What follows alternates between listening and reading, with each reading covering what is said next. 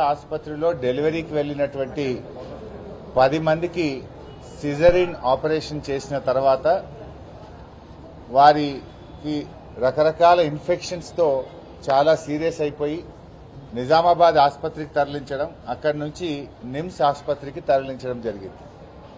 ముఖ్యంగా 10 మందిలో ఒక 5గురు ఫాతిమా, రుక్సానా, జ్యోతి, లక్ష్మీప్రియ, సునీత ఈ 5గురు కూడా ఇప్పుడు నిమ్స్ ఆసుపత్రిలో చికిత్స పొందుతా ఉన్నారు.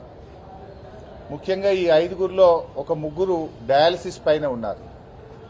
అంటే వాళ్ళు అనేక రకాల ఇన్ఫెక్షన్స్, తెల్ల రక్త కణాలు తగ్గిపోవడము, లంగ్స్ లో ఇన్ఫెక్షను, కిడ్నీస్ లో ఇన్ఫెక్షను, రకరకాల సమస్యలతో తీవ్రమైనటువంటి ఇబ్బందుల్లో ఐసీయూలో డయాలసిస్ పైన పేషెంట్స్ ఉండడం జరిగింది.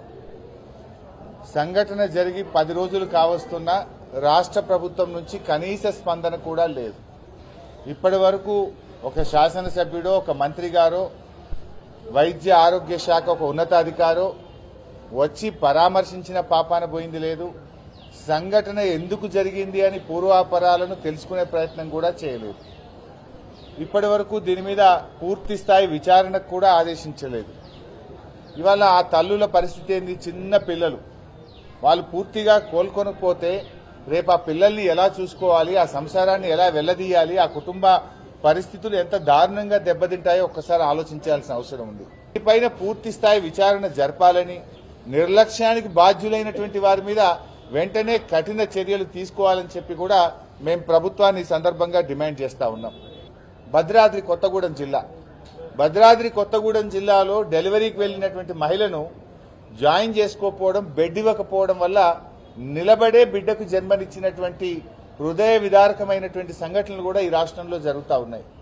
భద్రాద్రి కొత్తగూడెం ఆసుపత్రిలో వైద్యం అందక నిలబడి డెలివరీ, ఇక్కడేమో 10 మందికి మీరు సి సెక్షన్ చేస్తే వాళ్ళు మొత్తం కూడా ఇవాళ తీవ్రమైన ప్రాణాపాయ పరిస్థితుల్లో ఉండడం, ఇవాళ డయాలసిస్ మీద వెళ్లినటువంటి పరిస్థితి.